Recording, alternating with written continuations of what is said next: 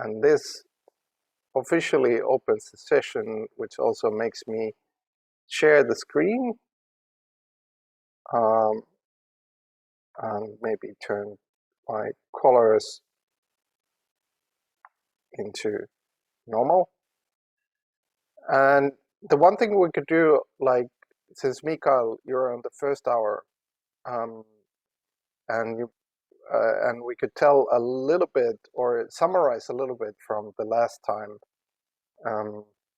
What should I include in the screen? Well, there's this whole area essentially, but to make it readable, we could do a combined collective introduction to Mikael of the kind of approaches we had. Doesn't have to be anything super official, and this is of course introduction to the video as well. But does anybody else want to start? Because otherwise I'll talk too much again.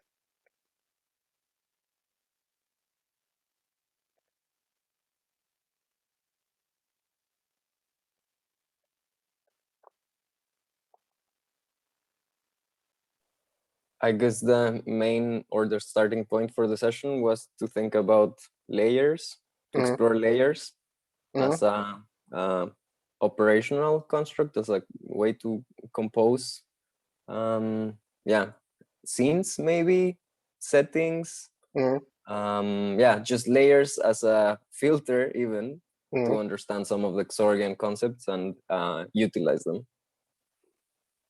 Yeah, definitely.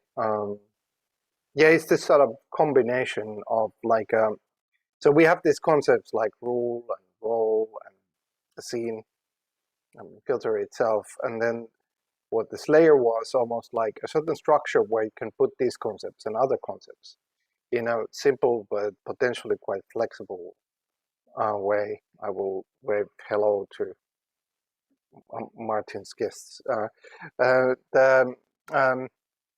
So and we can go through it like in practice, but like it is, I think, surprisingly simple once it gets to it.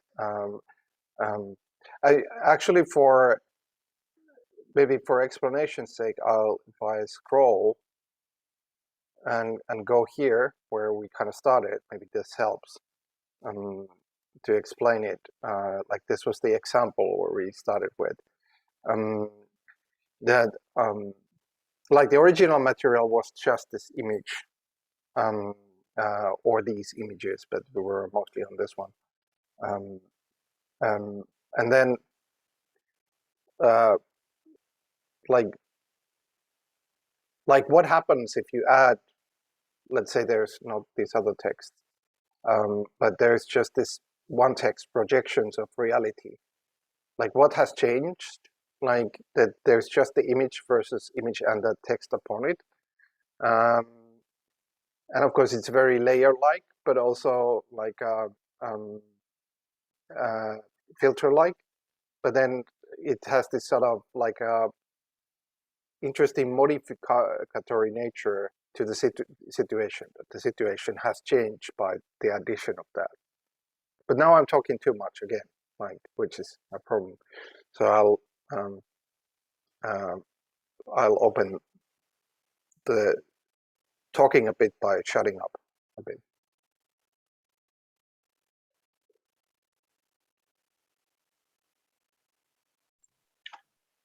It was only the three of us and Jakub, so maybe then I say something and then you can correct and pick up the mess that I leave. I hope you can hear me. I took off and I have a little friend here also with me, so we might have additional comments coming in. I think, so we played a bit around with the image and we were adding parts and we got, as Pablo said, a bit deeper, I think, into this filter.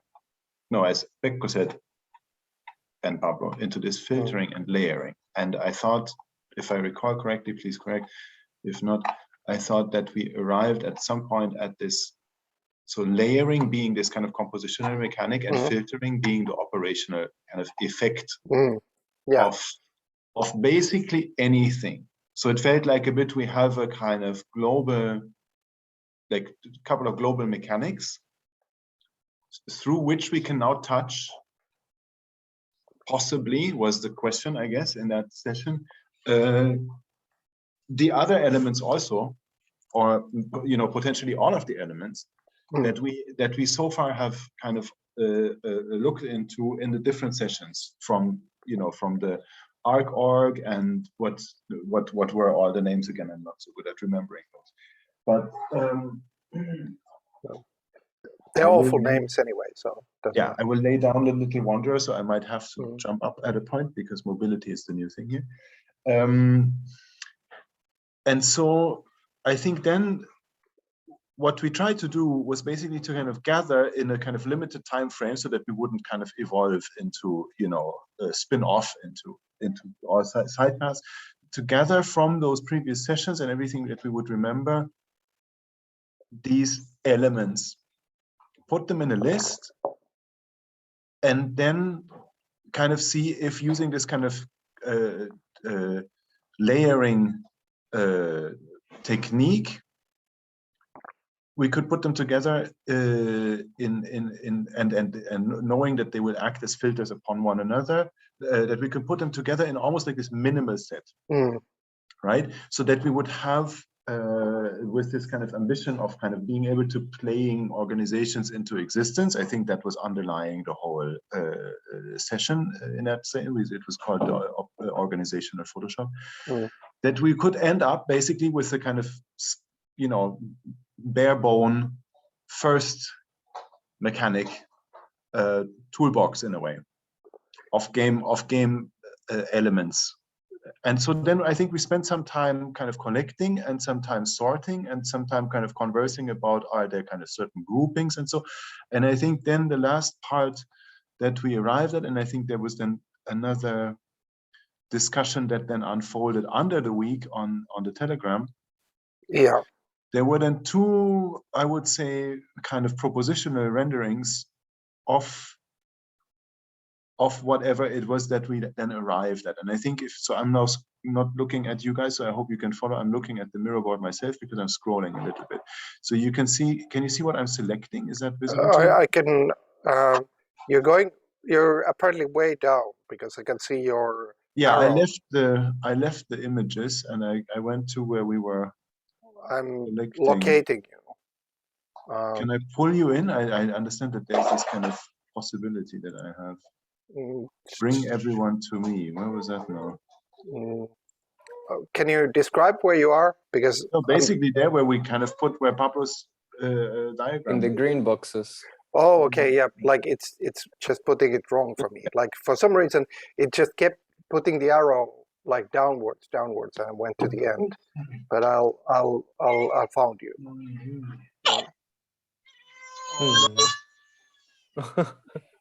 Oh no! I made a terrible mistake. But maybe I got a bit wrong. I want him. It's good. Thank you so much. That was a good help in the know. So we ended up with basically two things that were kind of that grew out of this kind of attempt of what's a minimal set and how can it sit together. I think there were different ambitions a little bit behind each of these. Mine, or like shouldn't say mine, like but the one on the right side that is the green one. No, not so far right, but just where we were looking, like the one where the boxes are. Yes, here. That was basically a kind of gathering and maybe a little grouping, and also this kind of idea of like trying to kind of go to the like what's a minimal thing, and to be clear, for the sake of screenshotting some of this, I took away. I took away one box during the week, which was kind of somewhere around here. He disagrees with your Pablo could do the intro of the other side. Yeah. That was a good intro, actually. The one thing I would do is like still like make a little detour upwards, because I think Martin, you made a really good intro. But one kind of example, concretization towards this layering and filtering that Martin, I think, well described, is this like in a way, this image is just a scene. It could be like any material on the table or even a situation. Like it's an example, but like it could be whatever context we're say working on. But then if you think like here written, like there's a role like quotation mark tarot reader, but also could be questionnaire. Adding those layers then changes just like writing on the image, like projections of reality, but because it's a different type, now it's a type of role, suddenly the play changes in a different manner. Like, okay, I'm looking at this, but I take the role of a tarot reader, and that becomes like my channel. But then similarly, like Pablo made this title, the Plato's Cave 3, and neoliberal and precarious. Well, that's a type of a title. And then putting a title is different from the role or writing in. But then we can think of like goal, name the card. Actually, I think the goal was put first, and then Pablo came up with the title, or a question. And once again, it's a different functionality. Like, what is the meaning of the shadows? It's not the same as a role, but it also kind of produces this process of its own. And these types are, in a way, very simple. And of course, they are, as written on the side, and then kind of organized here. They are reflections of the concept, but you could say types that we have been using already. Like, in a way, you could say that the image is a scene, and then you can bring thing like a role or even a move or a question, but many other things. There is a kind of longer throwing the kitchen sink in list on the right, which is less organized, that we were working in parallel with this Martin structure. And then there is also the to be thought list, which is kind of things that this opens up, and mostly like positive possibilities to think about from this. But it's really like taking everything, or at least close to, that we have pragmatically been working on as operations, really. Like, they're concepts, but they're really operations. Like a role is a type of an operation, and then you can define a role, and that becomes a more explicit operation. And then putting them in a sort of a structure where the layering puts this idea that, okay, we can turn this off or on. We can place this in a certain spot, like placing something on the image versus on the side of an image, which is also into the context or side of a context, etc. All of these can work as quite rich information, and it all stays quite simple in itself. Like, and they are so simple also to make that you can have them ready or make them on the fly. Like, oh, I add this role, or I add this question, or this goal, or this move, or this task. And then everything always modifies. Here's the filter-like quality, that everything is ultimately a filter also. And that's a sort of a summary. There's of course other elements and other nuances and details, but that like basic framework and the simplicity plus flexibility of it was, and the lightness of it is I think one way to summarize it. Pablo, do you have anything to add, or Martin? Can I, Pablo, volunteer in trying to describe what it is that you did as an exercise? Yes, go ahead. Because while the sorting kind of thing was going on, then Pablo began drawing the diagram that you see on the left side. And we didn't, I think, fully arrive at walking through it. There was also this notion, Pablo, that you brought in, that a diagram would be made in order for there not having to be an explanation. But then we kind of attempted, I think, at least a walkthrough of it.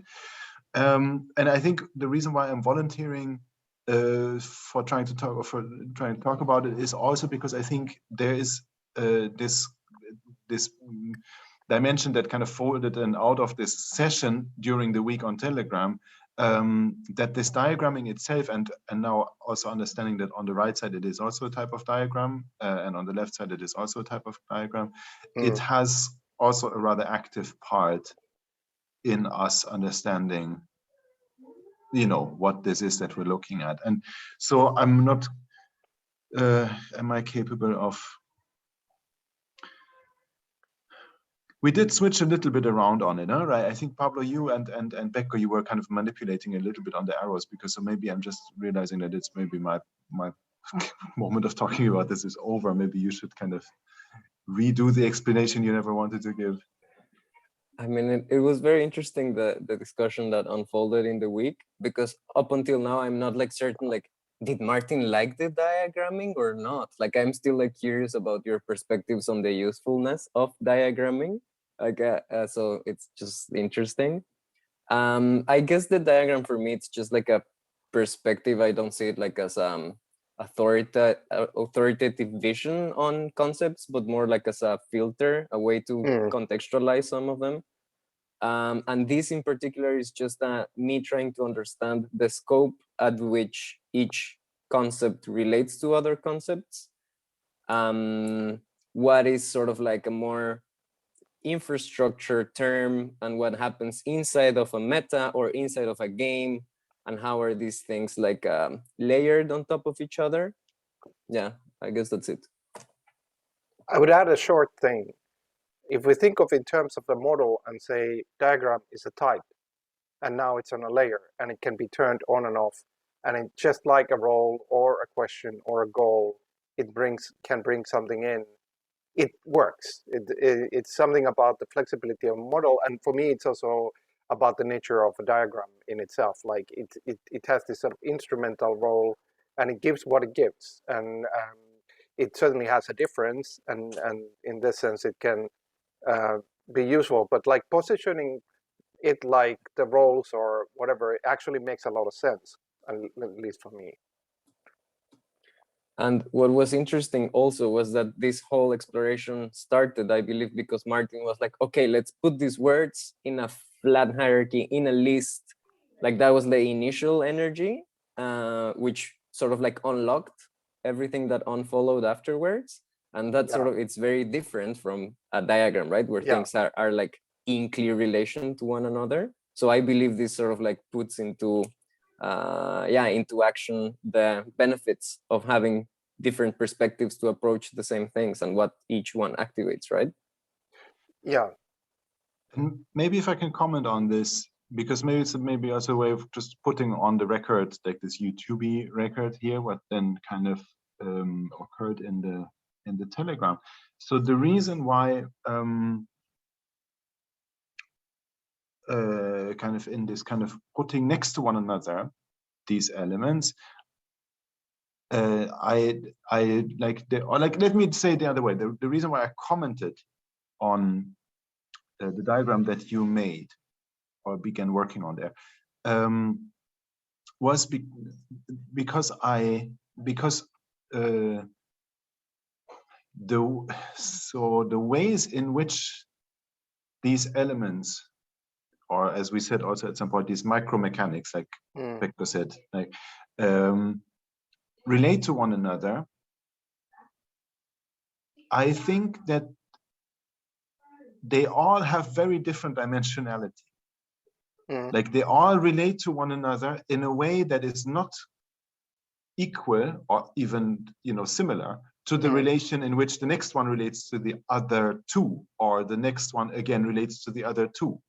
And I think that this, like by the two-dimensional representation, or like 2.5 dimensional representation, because you also have a layering there, like, so that's a kind of third dimension going on. But there is in this resides also the suggestion that the relationships that are formed between them are of some type of, you know, similarity, or they are similarly structured. And I think that's how I found it difficult. And I'm not going to go into kind of like or dislike, because I don't have, you know, I think this was also much of an exercise in like how does each of us individually get a grip on stuff? Because I mean, we've seen before, Pablo, that you've been doing these diagrams, which have the beauty of their own. I thought this was almost a really kind of a reflective act also, like, so this is how I could work, this is how somebody else could work. But again, like the reason for me to kind of I think that came up in the Telegram was also this edge node diagram, which was a quote I pulled from a text by Patricia Reed and Anil Bawakavia, I think. But in the way that I sorted these things, or I thought I felt these things could be sorted next to one another, there is not even edges. So in the sense, there's also not nodes. So it's very unclear what dimensionality they even have. And I think that was the important part to me. So like a scene has a very different relation, like dimensionality than a role has. A move is a different thing again as a question. They all kind of hark through one another in very different ways. And I think that kind of, I don't want to say topology, because I think I'm getting on some ice where I can't really, you know, talk about it. But that was what kind of made me comment on the 2.5D diagram there. Yeah, for me, like, I see, well, first of all, like, I always have this sort of check for something taking the role of a variation. And for me, like, I was kind of probably even not thinking about it, thinking about this as variation of what was happening in here in the center and even on the right side. That, and the variation being kind of expanding the whole in the sense that they are kind of branching out of each other, like a tree. And so that's one thing. Then the second thing, I very much agree with, like, generally actually what you said, Martin, like, but also including the sort of difference between, say, a role or a move or a question.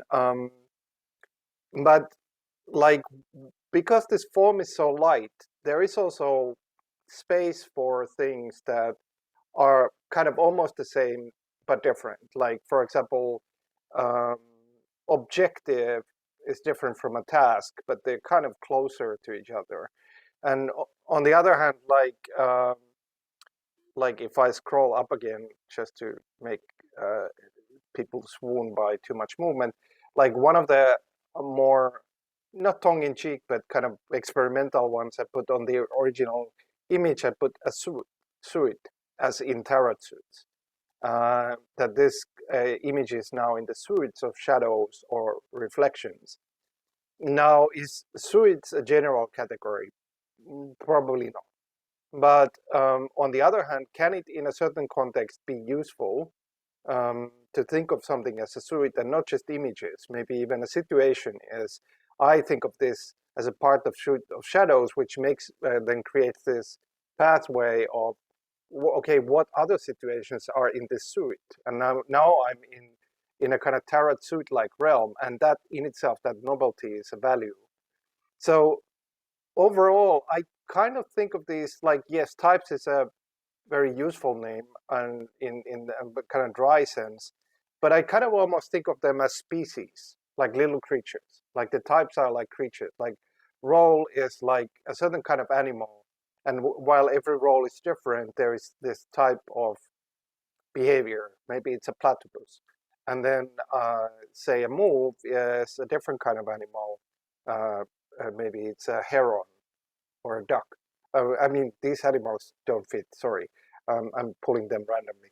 But in this sense, like in the species world, that something is very different.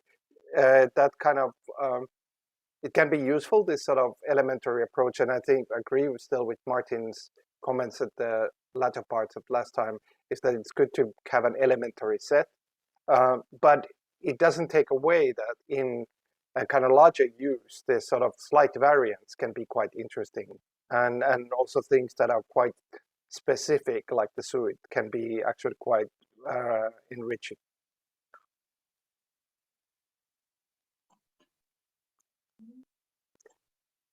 I was just wondering, as you spoke, and I'm not sure, do we want to go into this diagramming thing more today, or do we try this playtesting at some point? Was this where our intro should stop, or how? What's also Mikael's maybe interest? Well, I would just overall comment shortly that I think you have had a very productive session last time, and kind of impressed by the kind of minimalistic elegance, or that it remains understandable in a certain level here, and also with that diagram that it is easy to follow, and for me kind of by kind of following those lines kind of they help me into kind of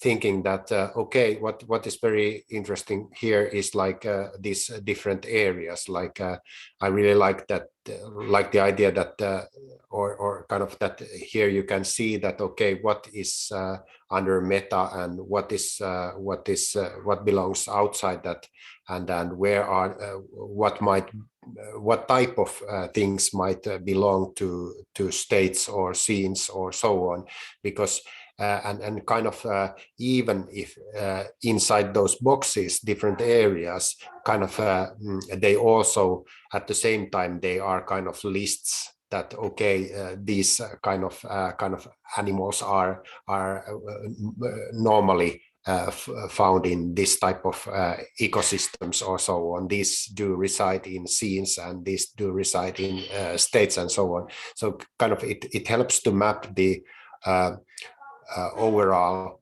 kind of concept. Otherwise, it's very interesting because when Pekko showed that, like that initial image and the lists on both sides, it was very it is very interface like. And I started kind of remembering that many times earlier there has been some discussion about this sort of like organizational Photoshop, and then this kind of started in my mind to associate with some sort of like a similar type of like way of grasping these things or so on. Very interesting. Thanks. Yeah, that's a good catch, because that was sort of the starting point, that the layers as kind of organizational Photoshop, but how the layer is kind of both almost like a practical operation or structure at least, but then also a kind of a concept at the same time. And then this sort of how you can get so much by, if one knows how layers work in Photoshop, it like immediately creates this idea, I can turn this on and off. I can move this layer, or I can modify this layer and other layers don't modify. I can have these three in combination, like this role, that question, and then a new situation, new scene is created. And all of this fits.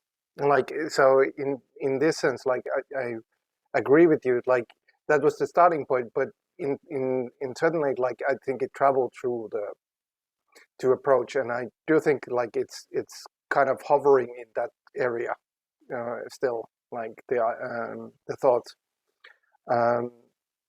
and there is something really interesting in well, there are other ways of thinking about it, but that's one interesting way of thinking about it.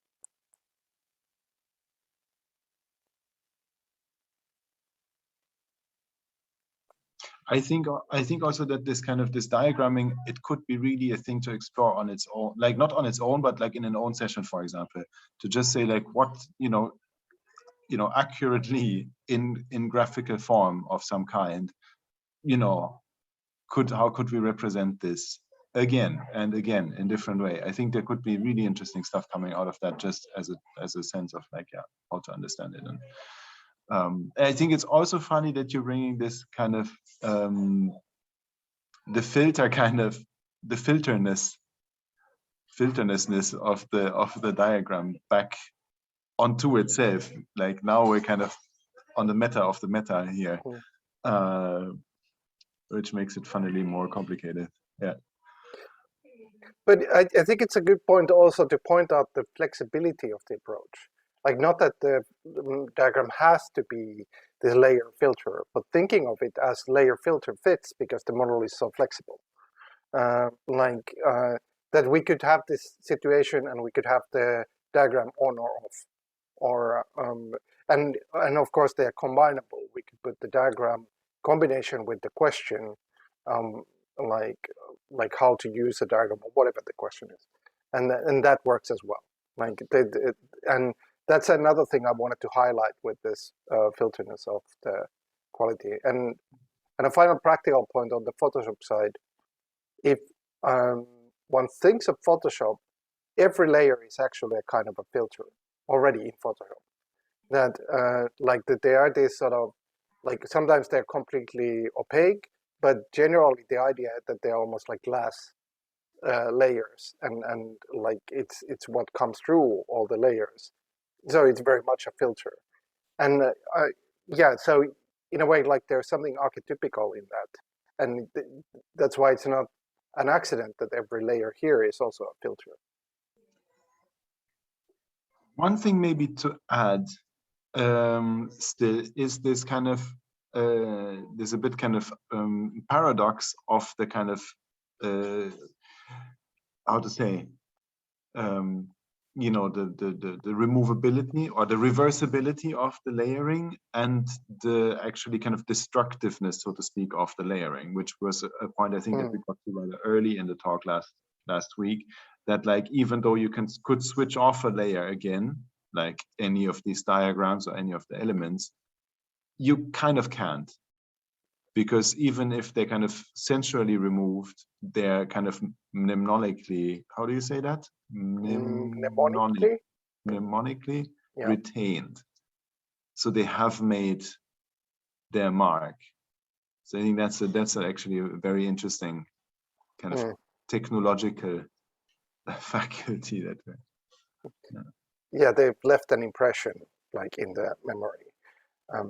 Like an example, like if you put the certain text in the image and then you turn it off, you still keep like the process in some level, which is like has a clear positive quality as well. Like, it's this sort of constant modification of any process, like this conversation here, like how every comment leaves an impression and moves, affects it even though the comment ends. And destructive here also being a kind of either neutral or positive term. Yeah. I mean, positive, it's probably a positive term in the sense of kind of positing something. I like the term still, like the transformative, because transformation is destruction, but that everything is transformative to the whatever is happening. Even if you turn it off, the transformation has in some level happened. Of course, one thing, like some of these are in the to be thought, but for example, saving or capturing, well, interestingly, it's already in the Photoshop model that whatever you've turned on and placed in a certain way could be saved at any moment. You know, even that simple thought is kind of powerful. But I do think like saving and capturing is something that one can even take further here. And one final one, which I also added to the list, I wanted to add, is templating, which is kind of like saving, but it's like if you create interesting role and add to its description, you expand it, but that can be a template for a variation of that role. Like you make a questionnaire, but you add a couple of techniques there. That's a template already. Everything is potentially a template, and that's a quality that is definitely present here. Like if you make a situation, well, for example, this image, one could take this or some elements from there, and then that's a template for starting a new situation and changing it, and so on and so forth. One question, because I'm really excited about what you have been presenting here. It's kind of when someone kind of applies this sort of like layers and filtering into an organization or an idea of an organization or something like that, or kind of develops it or whatever, what does this using this sort of like tools, what do they produce? Of course they produce understanding and different like perspectives and so on, but kind of what does it produce? Obviously it does produce like for instance a diagram that it then kind of incorporates into itself or kind of into its mechanics or something, but I'm just like thinking kind of because when you get something out of it, then kind of it's also fun to kind of try to think what can you then do with this kind of knowledge, and how can it be applied into kind of practice or into different sorts of tools or whatever. Just a question, kind of. Could I comment on that? Yeah. To me anyway, because I've also asked this question of the application earlier, because I'm not coming from a game background, but I'm coming from a like wanting to deal with the kind of organizational structuring process at this moment. To me, this is almost a bit based the other way around, Mikael, like this kind of the sentence of like playing an organization into existence. So kind of if the way I read this last week, and if I'm looking at it again now this week, I think still about it in the same way, I guess, is that if we say, okay, we've done a bit of work now, like I'm trying to, hang on, I'm trying to put my cursor here so that maybe you can follow what can you see what I'm doing here? Yeah, so yeah, we've kind of done this kind of, you know, tryout of like sorting and ordering certain things in such a way that, let's say, to me, you could begin with maybe these 5 things here: scene, role, write, move, and question, as a, you know, propositionally elementary set of game elements, out of like using which, as a minimal toolkit, an organization could be thought into existence, played into existence. And then there's these other like extensions with which one could, using like adding which to the base set, one could generatively explore further dimensions of an organization. So the production, if that was your question, of this kind of set would be an organization itself, or like the imagination of an organization itself, or an understanding of an organization itself. Yes, agreed. And to have a meta moment, Jonathan, are you meaning to have a meeting? We still have a session. Yes. Sorry about that. Accelerator and I were supposed to meet. Yeah, he probably forgot that the channel is taken, but that's okay. Like, so just pester him for like the other channel. Like, it's kind of his fault. He should remember, certainly not yours. Okay. All right. Yeah. Sorry not to. Sorry to drop in like this. I'll No, see you guys later. It's okay. It's okay. No problems. Okay. Bye-bye.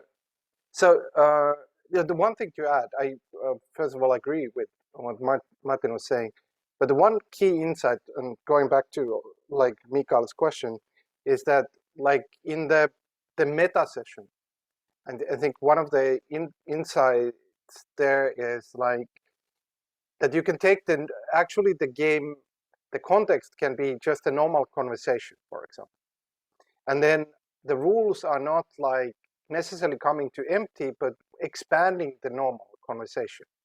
So let's say we are talking, but then you add in a role, like a layer, and then that role is, I don't know, questionnaire, whatever. And then suddenly the situation expanded. And this is why I think actually coming here kind of was informed in some level from this meta session, because that like it's actually kind of in this image example as well. The image is not, it's just picked from somewhere.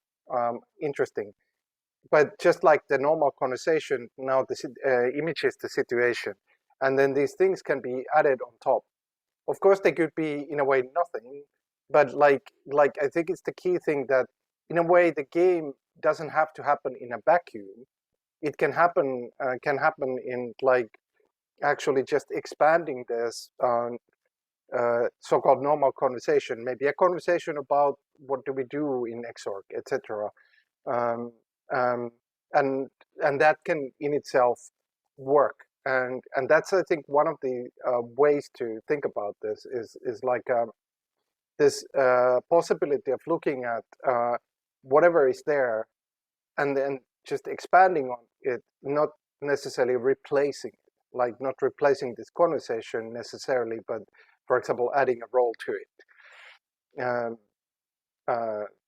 So yeah, that's, I think, one key expansion to how to think about it. Yes, thanks so much for this.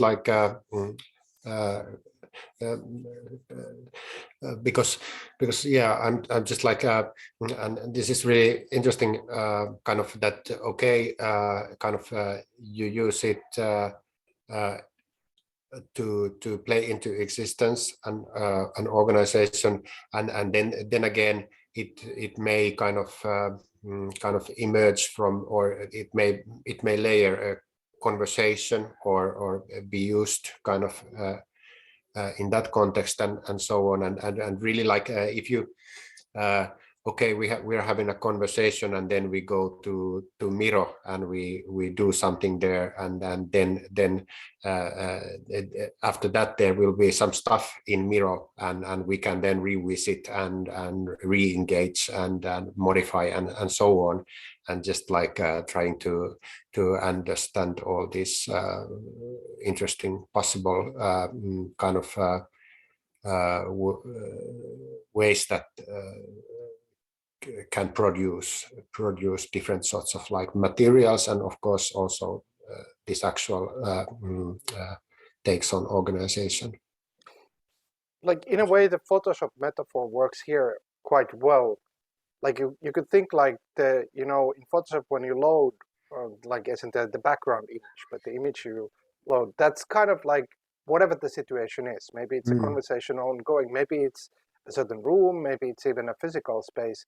But that's kind of like the background image. And when you start putting on this stuff, it might even cover the whole what was the before normal, or it might modify it. But that kind of flexibility is also here. Like it doesn't have to start from empty. It can start from whatever there is, and that in itself is a further flexibility. Yeah, sounds very useful. But I think this was useful to go through. I thought like in the between, like, okay, we could jump to playtesting, and I have a proposal to it. But I thought like now that we started explaining it, it's also like actually making it more fleshed out and kind of bringing it in a new rejuvenated fashion into memory, but also like crystallizing a bit, and at the same time bringing Mikael in, which are all good things, I think.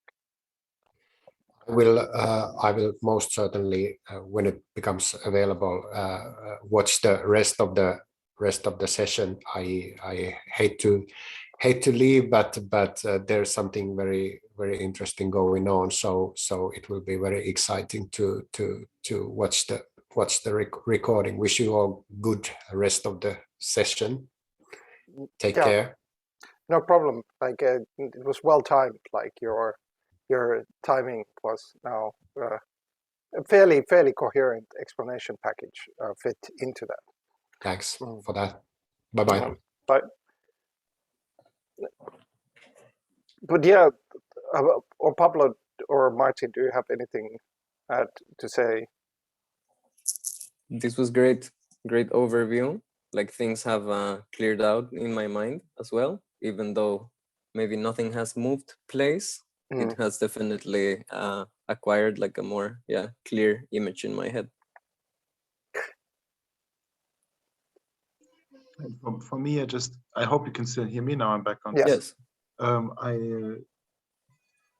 me, it's also a bit like kind of this way of that Mikhail described, like this way of adding things, or that you also spoke about, like, that nothing really starts from you're not playing something into existence out of nothingness, obviously, but it also kind of a bit describes the process of how we got here in the first place, right? I mean, that's what we've been doing over all these sessions, adding new, angles to look at everything, or adding some elements, some mechanic to it.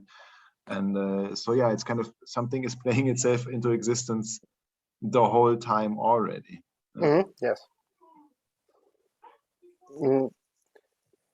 But from there, I was thinking, like, the one thing we could do, well, there's a couple of directions. Like, one would be kind of more, let's say, a development-oriented, which can be turned into playful, which was like to take this state that things are in and think about what's the next step. Like, for example, like I can definitely see like that some of these things, like the types, like the scene and the role, might be kind of fleshed out further. It could also be experimental, like trying out just list or put in different roles, maybe even try them. So not just maybe description of the role, but just creating different kind of roles. That's one way.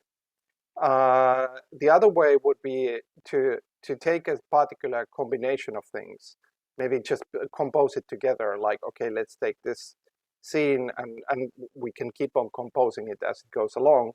Once again, growing it into existence.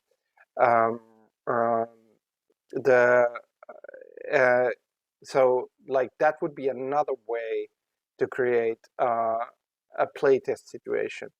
But do you have any preferences or interests or even other approaches? I might. So for me, these elements that we now define are basically, like, I would consider them kind of opportunities for creating whatever, how to say, what do we call them? If they are types, then like specimen reside inside species, of them. Yeah, not maybe species, but specimen, like specimen, so like and certainly I think we also went there last time. I think it's helpful if, for example, in the case of the role, to think of like any number of them, but also maybe of these kind of special cases like the host or so. So I think that's helpful, but I think that maybe more like tendentially maybe more interesting than trying to kind of begin with the attempt of creating kind of plus minus an exhaustive list of roles, or even a suggestive rich list of roles, like maybe kind of to take them as opportunities for creating any type of role at this moment. That's what how I would grasp this kind of elementary set that we have. And then, so that would be one thing that I thought while you were speaking. The other was that what I would be really curious about is if this, let's just say this base set of 5 things could, like, if that is operational, does it fly? Does it swim in a way? Like, if we would now kind of stay together and say, okay, so let's set a scene in whatever technical way we wish to do that. And maybe then we do, like Mikhail said, kind of add stuff, or like, what happens? So now, and like just kind of limit ourselves to these 5, just for the kind of exercise of it, and see, do we get to something that feels like, playable, that feels like a universe? I don't know what then the test, what the test stick then is, like, when do we think that this succeeds? And if it does, what could happen next? If it doesn't, what's wrong? Or like, this is how I would a bit look at it. Yeah, I'm up for that. What about you, Pablo? Definitely. Let's try out. Yeah, we can try like starting from this 5, like I'm like assuming you mean this, like the scene role right question. The one thing I would start with is the scene, because I was just writing notes for myself, like that the scene is, we kind of actually addressed it a little bit in the conversation just before, how it behaves particularly here. Like, for example, this is a scene, and earlier the image was a scene, but then it doesn't have to be that concrete. It can be image and a conversation on top of it is a scene. Um, um, like it's essentially like that's the elements you put together of whatever those elements are, and that becomes the scene. It's almost like the background image in the Photoshop thing sense, and that becomes the kind of starting scene in a way. So I mean, it can be read other ways, but that's for me one way to think about the scene in this approach. So what scene essentially you would say we could have, or what kind of scene you would like to have? I was interested in the Telegram description you wrote about the possibility of XORG itself being the board, the scene. Mm-hmm. So maybe something that further defines XORG, that further expands XORG. Not sure how to frame it. Well, actually, now that you mention it, I kind of started that, and not necessarily. I'll bring it closer to. Let me think about how I do it sensibly. I'll bring it closer to the monoliths because we can always move it away. But it was merely a couple of seeds, and maybe slightly abstract, but this at least it's something. But like if we take that XORG as a scene at this moment, and also generally, this is also an interesting quality of scenes, maybe to think about, that you have like a scene and it's like a landscape, you know, like you have like a house in the front, and then you also have a background vista. Like you could say the XORG we are now is the house in the front, and then the background vista is the whole XORG sense. Maybe there's something to think about in that way of scene, but yeah, I like the approach. If it's okay also with you, Martin, but what would you put in it, like, or what kind of material we could use, or do we take essentially the memory imprint of the XORG as the scene? Not adding or answering this, but just to say that I put a little side, or I was in the process of putting a little side note still into this green diagram, which would be a bit meta, and which would be asking the question on the top left of the pre-existing green thing. What material or media do you use to create either of any element that we've been talking about? Because we've touched upon this already, like the work that the images do. Now what you're saying is the mirror thing is also a thing, but you're also saying the memory of everything that we've had is a thing. So just not as an addition, but just kind of as a, you know, like a layer of reflection for ourselves to kind of be aware of as we go about this. My annoying answer to that would be any, which is a power, like it's the power of the thing. Like it can be an image, it can be text, it can be speech, it can be a situation on the street. But of course, like for a particular situation, any is too large an answer. Like the any is. But this is kind of what my question is not like, let's define what we should be using, but let's be open and aware of that we can use. Yes. As you say, memory, images, softwares, you know, physical spaces. just to kind of keep that as a level of like in the generation of either of those elements as a level of kind of awareness. Yeah. Agreed. Yeah.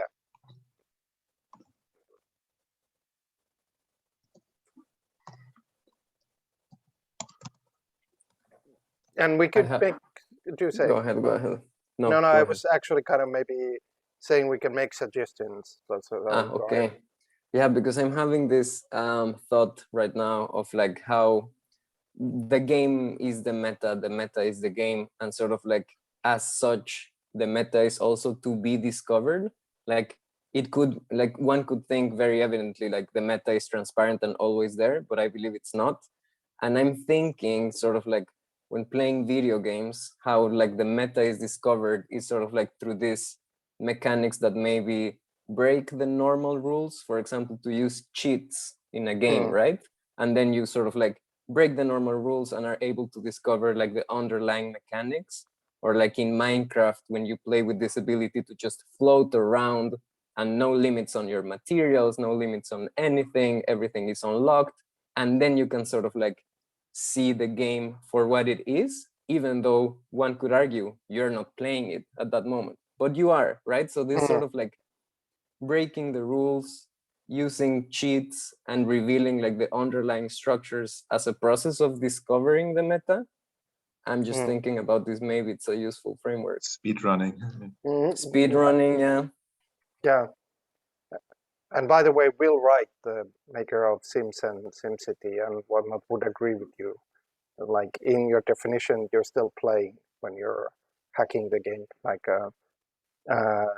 that's kind of why he defined his games as toys, was that they are to be played with. But that's I think that's an intriguing direction. Do you have any first example, however experimental? What would be the cheats in XORG, right? Like what are the map making mods? What is it? I'm not sure. Is it the crypto pushers on the Telegram or? Maybe, yeah. Yeah, I mean, like it's in a way like the cheats are. You can think of a cheat for example, this situation. What would be a cheat? Like, of course, one can think like even something like adding a row, like having this possibility to code in, which is true, like with this kind of approach, is kind of creating cheats. Like if I, for example, make a role of a summarizer, now I kind of have my own pathway, and then I can write things like this, like the ones here. So in a way, like it's also an engine where you can create cheats. Let's write that down to not just talk.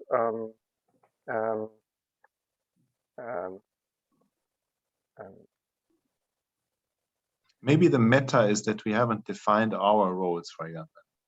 Yeah. Or rights. Yes, that's kind of like why I put in here that, and why I think the meta session was so useful is like in a way like it always like exists in this meta, and the normal conversation is actually meta. It is like even the everyday conversations are kind of meta to normal life, and then and in this sense, like you can always define like how it works is like you always have this meta, and then you can define, and it's almost like putting things in front of you and everybody else, like on the table, on the board, so to speak. But where the process is happening, the conversation is happening and is above the board, so to speak.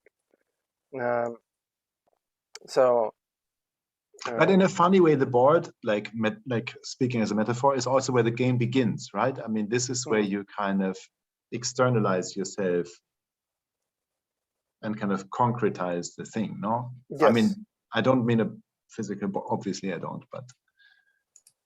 No, I agree. Like in a way, like if we now create, say, and this happens even in normal so-called normal organizations. Like if we now pick a task, like, oh, our task is like in a normal organization, it could be like create a document.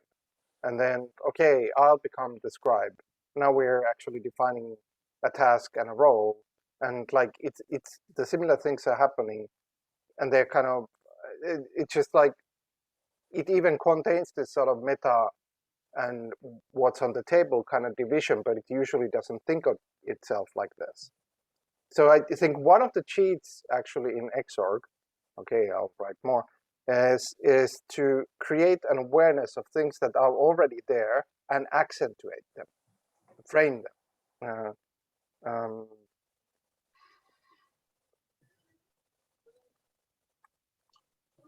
I could think that, sorry if I speak while you write, I suppose that's okay. difficult. I could think that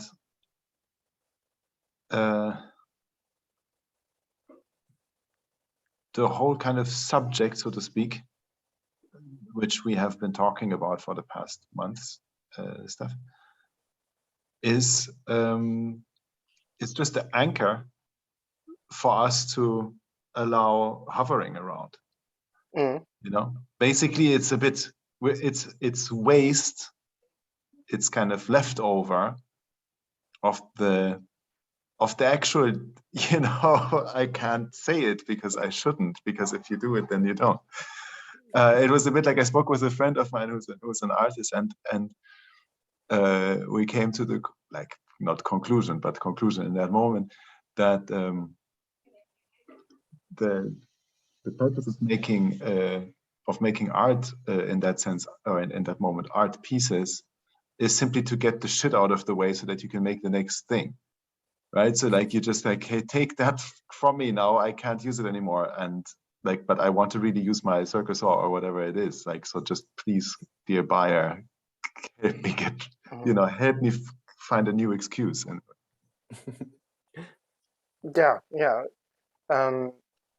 and once again, even for that, it's like creating awareness for those structures to be there, like exactly.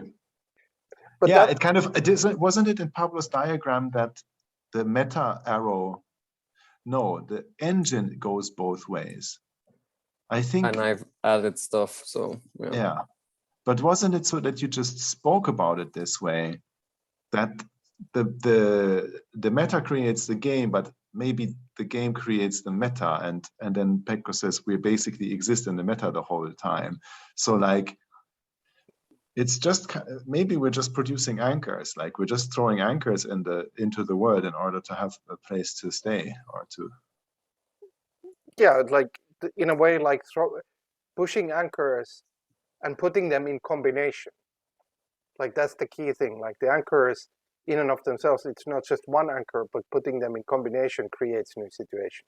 Like if because you wear them out, also because you start kind of, you know, they need to be heavier over time. Yeah, but it's also like if I push now, let's say, a rule of well, there were the normal examples like the task and the role, but it could be the rule of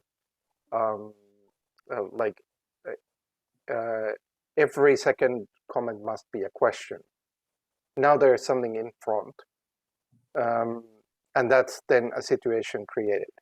We still exist in the meta that we could kind of wipe that away and then put something else there, because there is this accentuation. It's like we are actually constantly hovering aboard this game board, and we just put that on the game board. But I mean, another thing is that basically we've been playing the meta all the time. Yes. It's not that we're kind of, there's another game. We talk about games, but we're actually playing the meta the whole time. Yeah. And the game is almost our figure. Yes. I very much agree. That, and this is kind of like, it's also a game within a game within a game. It's games all the way down kind of a thing, which is actually, I don't think it's a bad argument at all to think about it. It's like a nested reality, and you go up or you go down, you're kind of in some kind of a game. But then the meta is actually, the one interesting thing about it is like a relation. It's like you looking from one structure to another structure. And that makes it meta. It's not just being, or not just going up or down, but looking from one structure to other structure. Yeah. And that is a particular quality towards it. Yeah, this is interesting. I'll put this down. In that sense, I believe like playing with this sort of like nested quality, it makes sense that a very XORGian move is a game itself, right? Like my move is a game, or every move is a whole game in itself with its own set of roles, rights, scenes. Yeah. I mean, we already defined like last time, the elements are really mechanics. Yes. So you have that kind of fractality sitting like in front of you. Yeah. And I agree with Pablo's characterization that every element / mechanic is potentially a game in itself. Or you can approach it so like let's say I'll take the role of whatever it could be, impressionist, and that role is described, like maybe there's a template that impressionist is one who looks at things as impressions and maybe even talks things through the impressions. Well, I can take that role and go around for a walk, and even to a cafe, or could if it's not COVID anyway, like and have a conversation as this impressionist, and that's a game all on its own.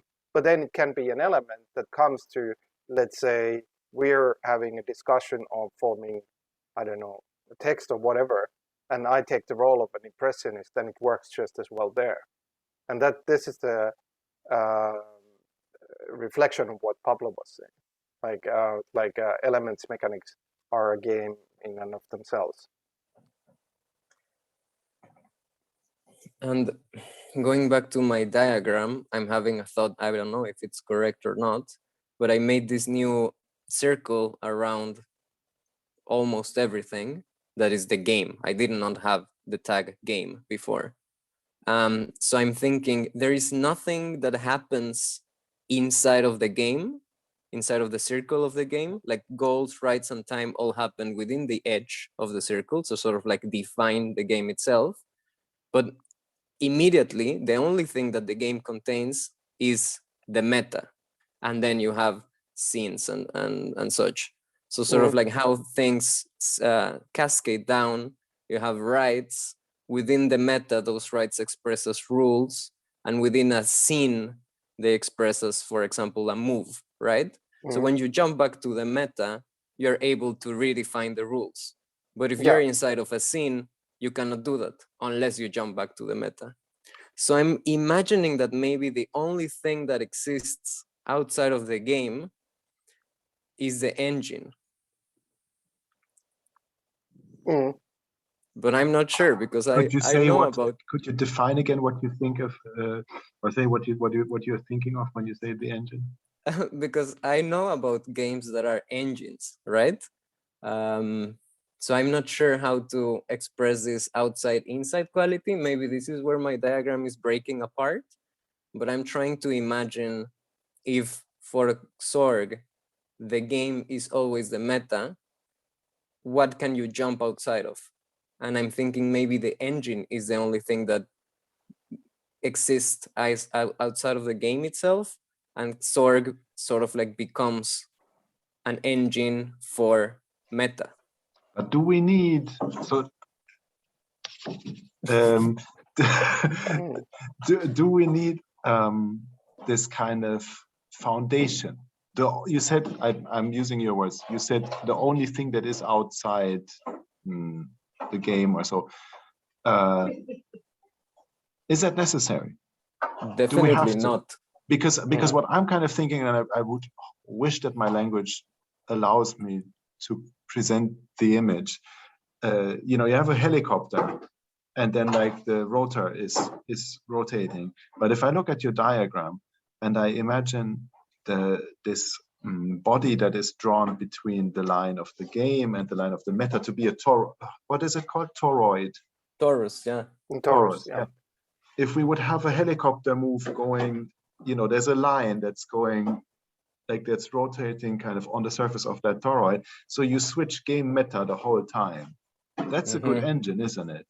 Definitely. And then you have basically like a non-foundational definition of what it is that we might be finding ourselves here in. Yeah, and that is a very good way to express how we've played here in XORG. I think Torus is always moving inside and outside, right? Yeah. I mean, in a sense, it doesn't have an inside and an outside. It changes positionality toward possibly other things, but maybe they also rotate with it on that surface. So this is why maybe also this kind of I've been reading a little bit, not reading, just looking at images of like topology versus geometry things. And that's obviously what draws me here to think of a thought. But like maybe it's a good thing. I know it's also very fashionable, but maybe it's a useful. I think like there is towards this sort of inside outside. Like if one takes up like that, anything can be seen as a context, like a scene, and then you move to another context / scene, you're kind of out of the other. But like you said, like the torus structure, it's an endless path. Like and in a way, like there's an infinity of outsides in such a structure, and I think more or less we are in such a structure as a kind of interesting exercise. And I made a game out of what we're doing right now. This is to the left of the diagram. That's in the purple. So we have roles called speaker players. This is not the definitive version, and there is this concept called comment, which is what we're using as a form, or maybe that is the move, actually, to make my rules better. Move is a comment. Now, for us, we're relying on a fairly traditional way of the move called comment, but one could define it further, and then it could start to modify itself. And then the role capturer here is what I'm doing. That I have a medium, which is kind of or it's almost like an equipment, which is the writing drawing canvas. And it's not only me, others have been doing that as well. But I could put here, like, let's say, topic, which is somewhat arguably in play, which is XORG as play. Now that's not meaning to be like here's the definitive version of what we're doing, but it's like in this meta sense, it is a kind of version of what we're doing. And then, but it also opens up that now that it's expressed, now that could be modified. There is a kind of like it's more like clay, and you can start changing it. Like, for example, if I start to define the comment and put definitions on it, and we move to that game, then things will start to change. And I mean, this both, I think, speaks for the flexibility of the model and lightness, because like while it's not perfect, it's still describing sort of what's happening. And also, by the way, there is a quality here, which is like the definition doesn't have to be exhaustive.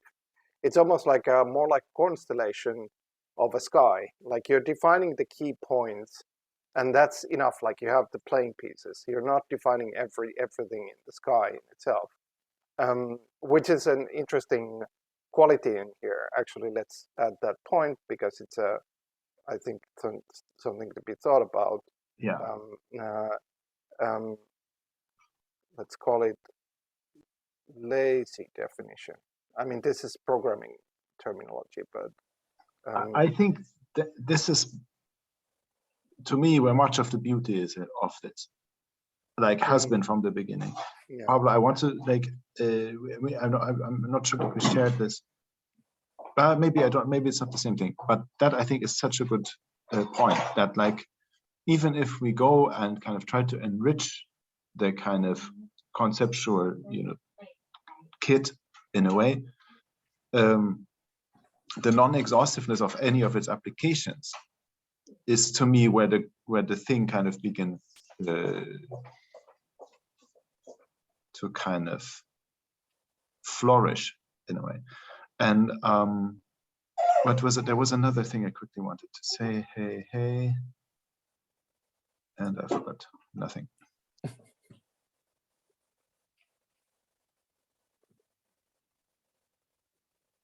What did it relate to? What you said. But was I it don't know about which this definition, the kind of constellations? And we'll think of it again. Never mind. Before that, I was talking about how it's defining this situation into rules. I'm not catching it now. I will catch it. Yeah. Point. Yeah. Sometimes I find it helpful that you kind of start to trigger the parts where it might come from, and it works. But yeah, generally agreed. Like, still for me, like this is let's say populating the what do we actually have here kind of sense. And it's also an example of very metagaming, which is interesting as a genre. The one thing I would point out that it actually has like a knob or a dial into its meta-isness. Like we could here even put a game where, your role is a character of, I don't know, and a professor that is 30 years old and has this and this background, and my role is like some equally defined thing, and actually the scene is now happening in like, and also this fiction that it's happening inside a cafe, say, and play that, and in a way, like you could say that the meta dial is there, maybe turned a little bit less in some ways, but you can always turn it up like as well, like but we can play in this manner, and I think the gain of this is to give another example is like, okay, if I make it, I wonder what the type of this would be. It's an interesting case, but I'm just make the practical example. If I would make a layer which says 10 years in the future, and now everything that is it's here is taken as 10 years in the future. It's like this utopic mode. And now we're actually kind of imagining what happens with all of this 10 years in the future. What that is doing is expanding what is normal conventional communication. Because normally you don't do that. Like there is no suddenly the set which enhances your capabilities of communication by, for example, setting this in a way fictional mode of saying, okay, now we flip everything into a mode of 10 years in the future, and suddenly everything has been changed because it's a filter. Like now we're thinking, oh, okay, this 10 years in the future, that means that this form has been developing and so on, and maybe, and then I start playing from there. But really this key point of how this is communication, but it has this extra, this expansion to it, like plugin set, expansion pack in a way, by the game structures and then the content that those structures can create.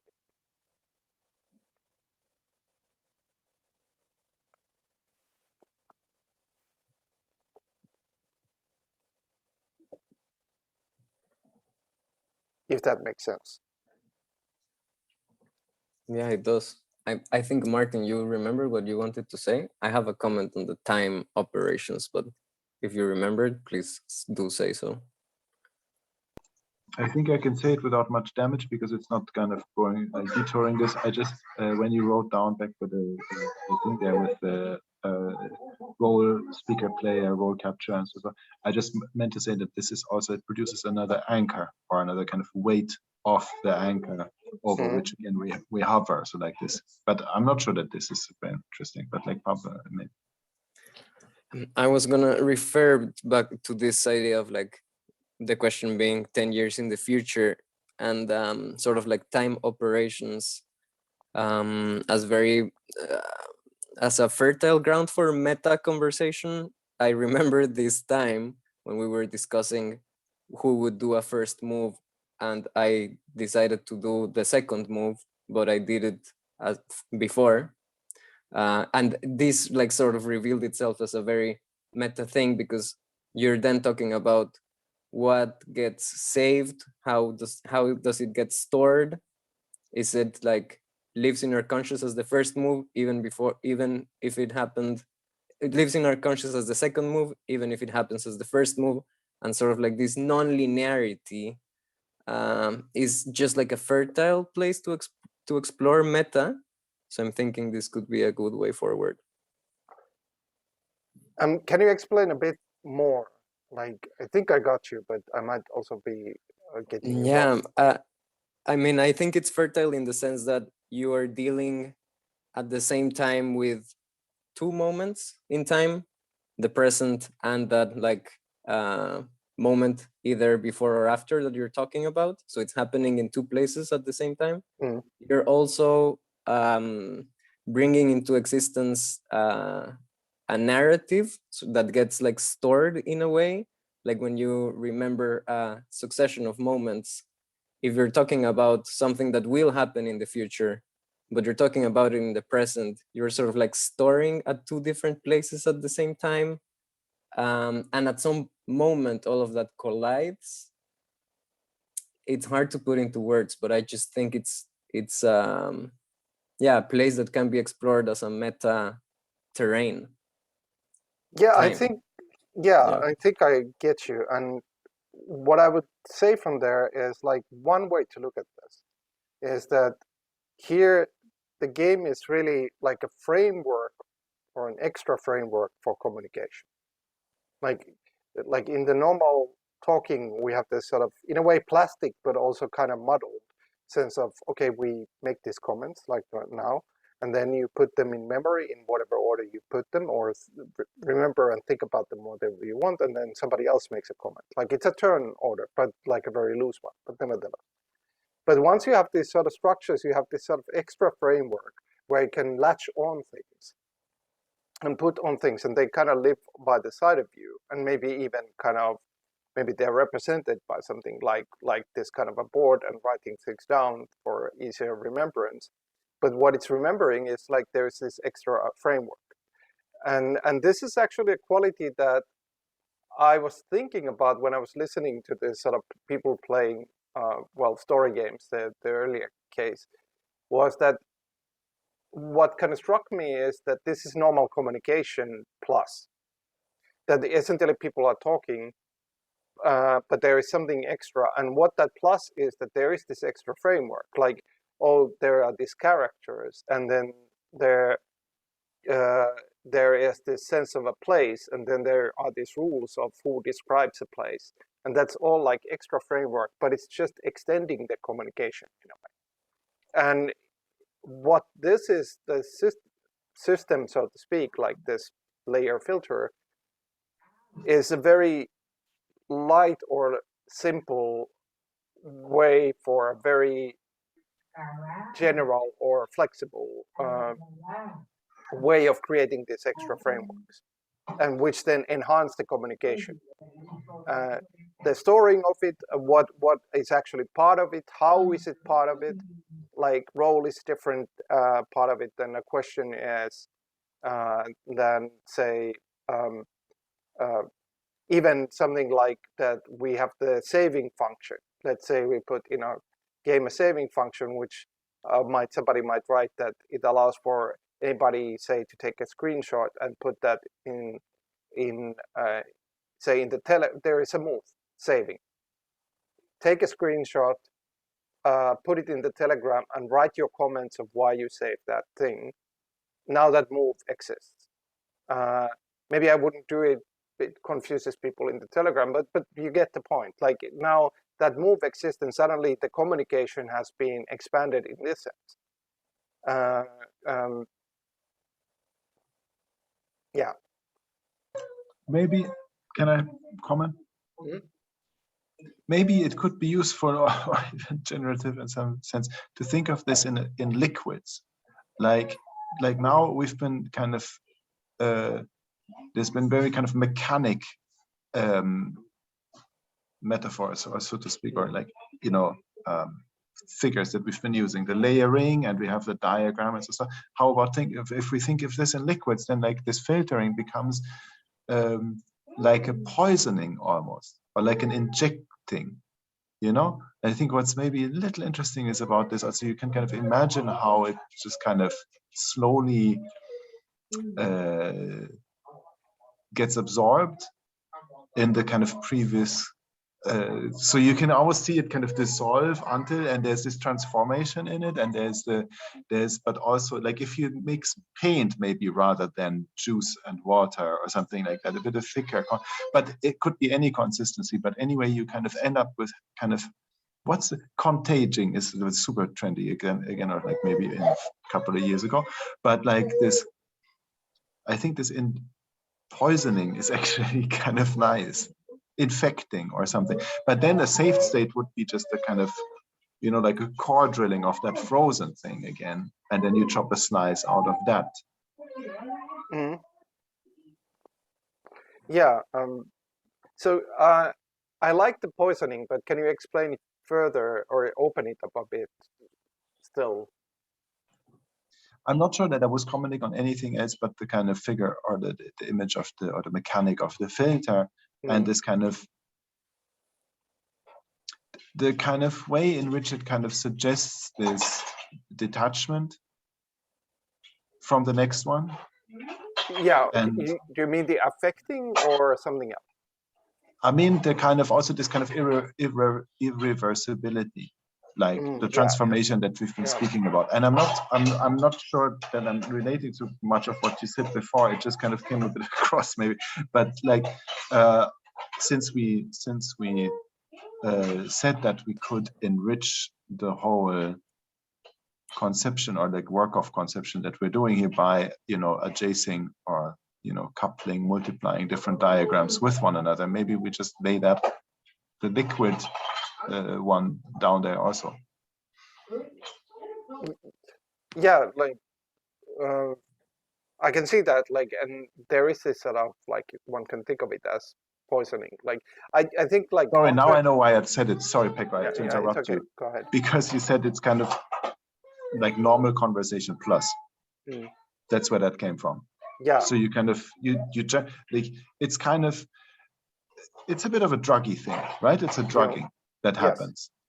And suddenly you kind of see a bit different, your kind of senses get a bit, I hope you can hear with the background noise, I'm not sure if it comes through.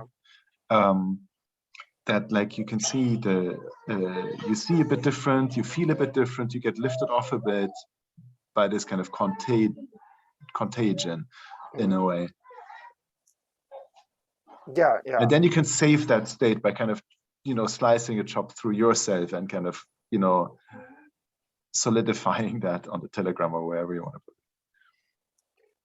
put it. I think for me, and I thought of this in various forms for a while, like one of my interests in this kind of roughly generated games has been that I've always had, but for a while had in the back of my mind that in a slightly better future, not too dystopian, I might be looking at the future, a primal picture of a future form of communication.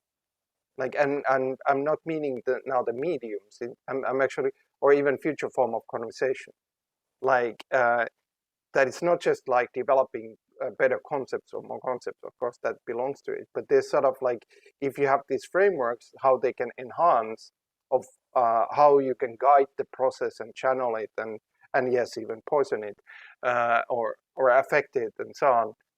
And I think like that's actually kind of what we are kind of trampling on that ground, like in a way, like and these kind of structures are then a possibility of at least thinking. I'm not saying like, oh, this is immediately better, but at least thinking about how could communication have structures that could significantly change it and significantly potentially expand it beyond just like new words or and I think we're kind of, yeah, that's what we are inching closer, that kind of image.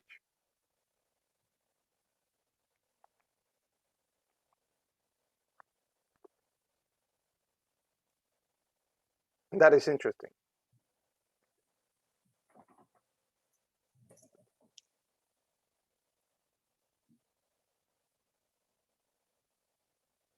Because there is something in this, like, okay, I can say things, and certainly, like, I think, like, it's a key thing that there is like this, almost like a middle channel that can be even just traditional conversation. But I can also take a role, which means that I will say different things. I will process things differently, and therefore output different things.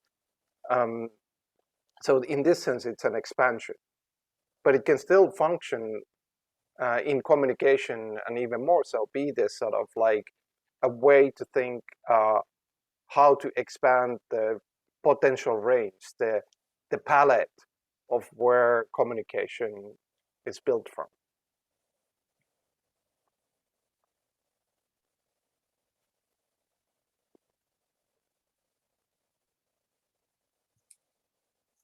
Not the only way, but a way.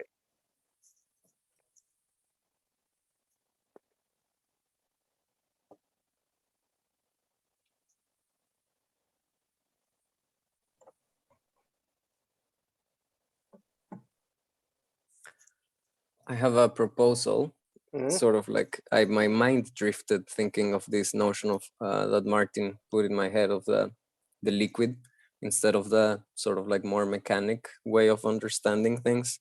And I was thinking of how to do a saved state of the meta, in the sense that you normally do a saved state of a scene, a moment, and you capture like the things that are quantifiable. Where was I? What was I doing? Like that, sort of like the state of the game, and that you freeze that.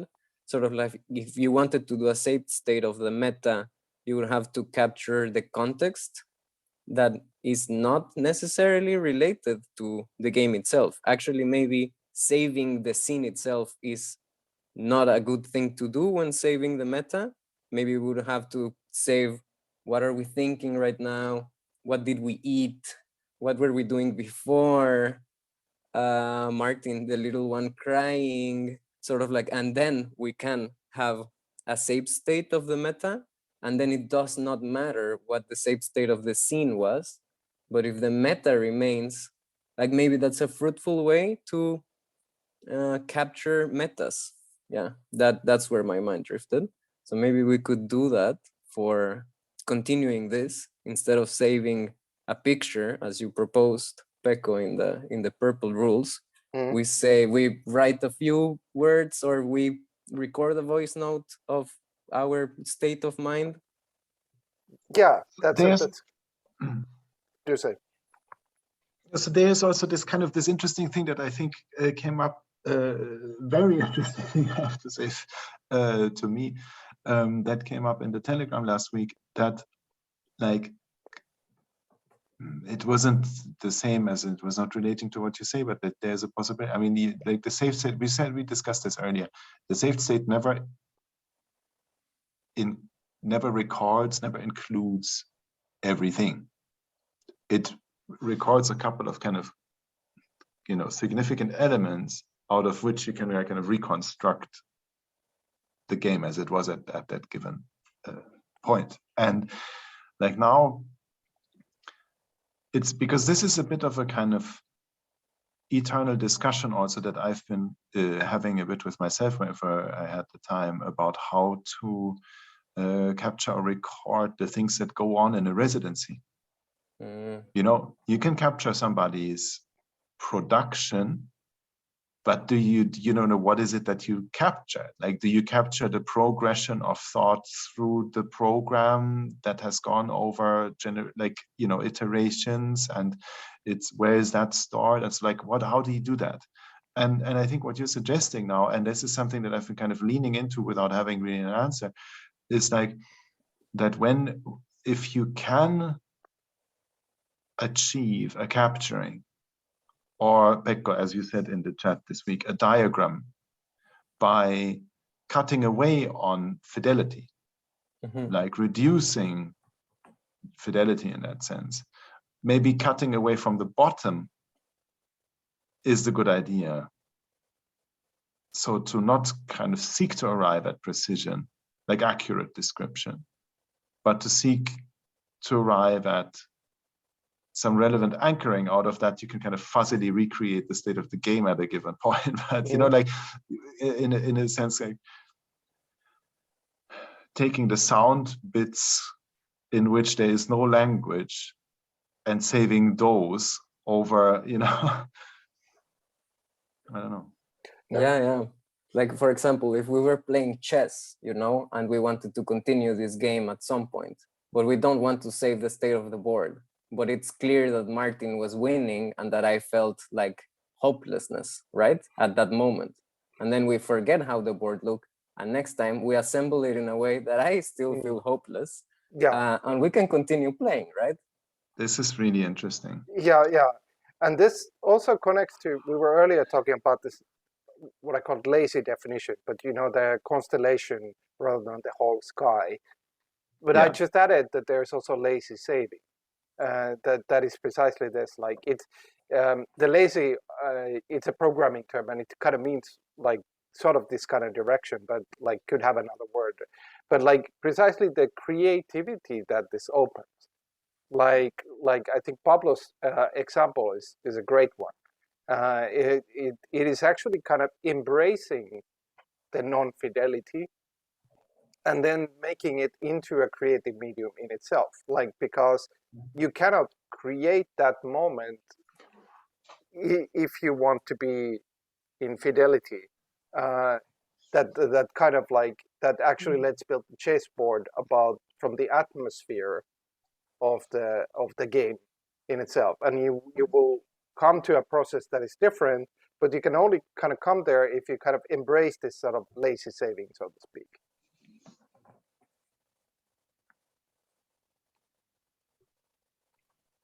It's very much like ingredient like, that you select certain things to be ingredients of and then whatever is cooked out of those ingredients will be different, but then it's kind of accentuated by those being the ingredients. Like in Pablo's chess example, the atmosphere is a major ingredient now. Yeah, I guess in very like boring terms, it's saving for the qualitative and not the quantitative. Yeah. Maybe it's a boring way to put it. Yeah, I'm making notes on this because I'm taking this role of sort of a capturer.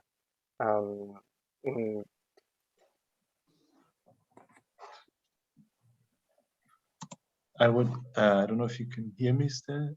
Yes. I would so much like to show you a video. I'm just looking for it, which give me a second, and I have a guest now. So. Yes.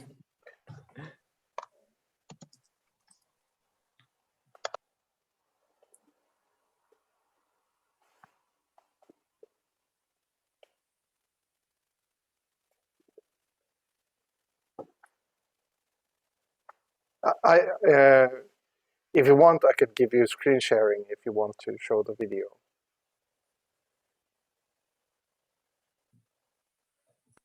It will take some seconds still.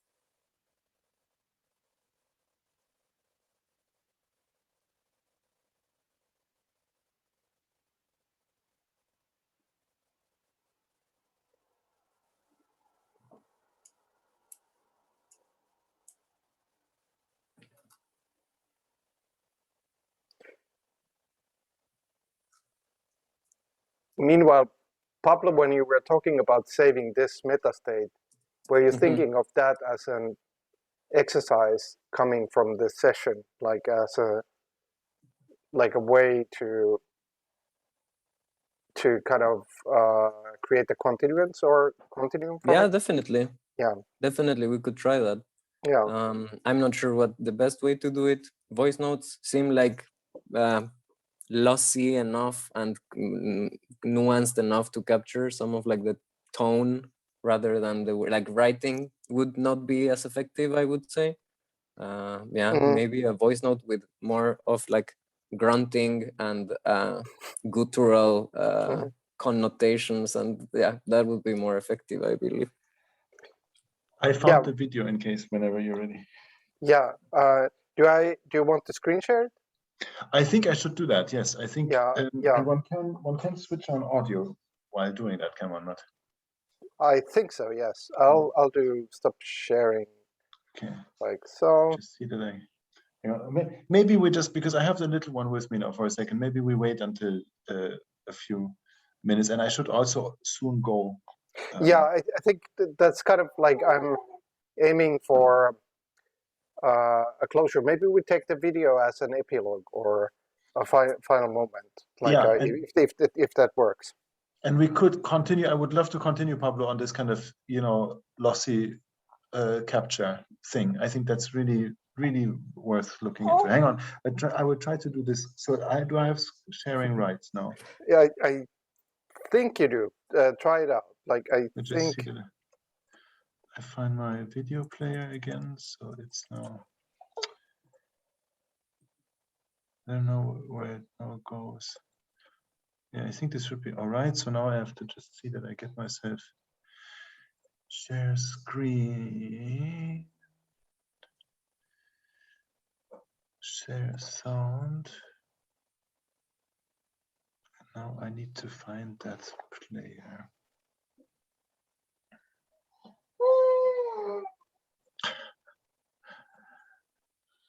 Why do I not find it? Ah, here. Okay, hang on.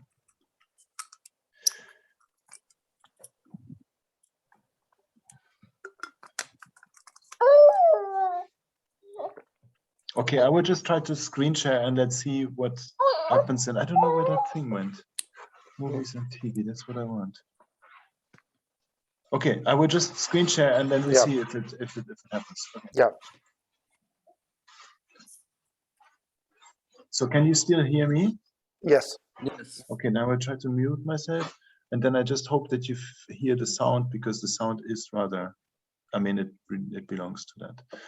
1 second, mute. Yeah.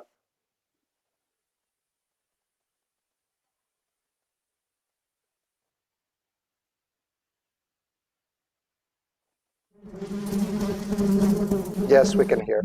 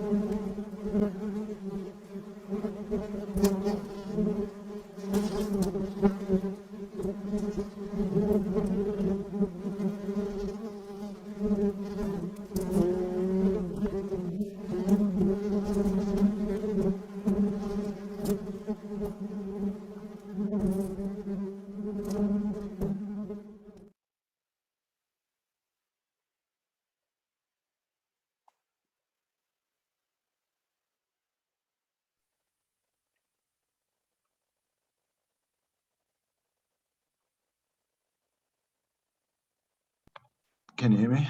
Yes. Yes. Yeah, that was that.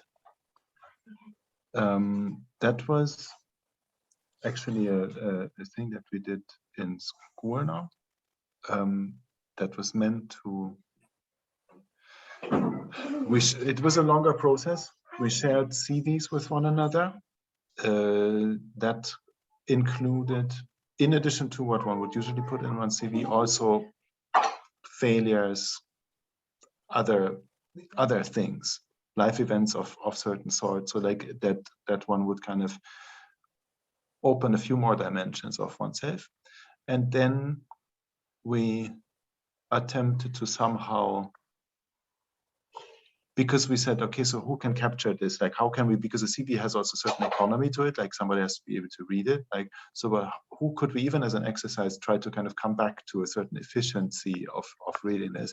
And then everybody kind of produced for somebody else. So we shared CVs one way around in the group, and then produced for somebody else some type of a manifestation or condensation of what.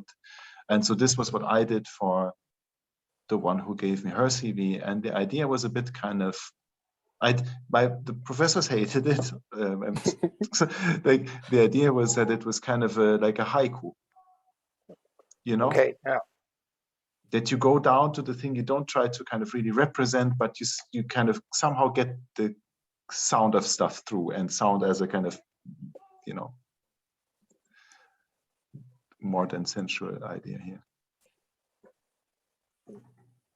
Yeah, there is this interesting quality that also this makes me think, which is a kind of once we don't have to open it, but it's like if you think of writing as starting from scribing, which was a method of saving, but then opening up to expressivity from the fact that like expanding from what the saving in itself was, like that the tool that was saving things like what's in the jar or words of a king as they are became the tool of literature, etc. Of course, there's a long time period in between that, but that's a certain development. And I think like that's an interesting reflection point here. It's like the saving as a concept has this convention which is like describing, or not describing, but scribing, like a scribe. And then, but then the saving, capturing has this idea that can continue beyond that and think of itself like a writing in general, like the expressivity of that, or any expression, just to use that as an example. But I think that that is a good concretization of that also.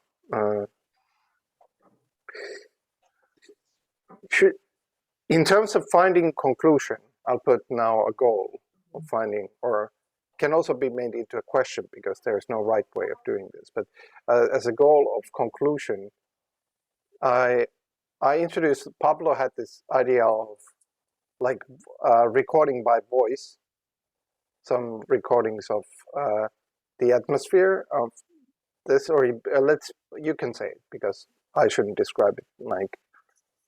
That's it basically. Yeah, I think voice note can be a good way to convey the nuance of atmosphere, sensation, emotional moment, and that can be seen as a good way to meta save.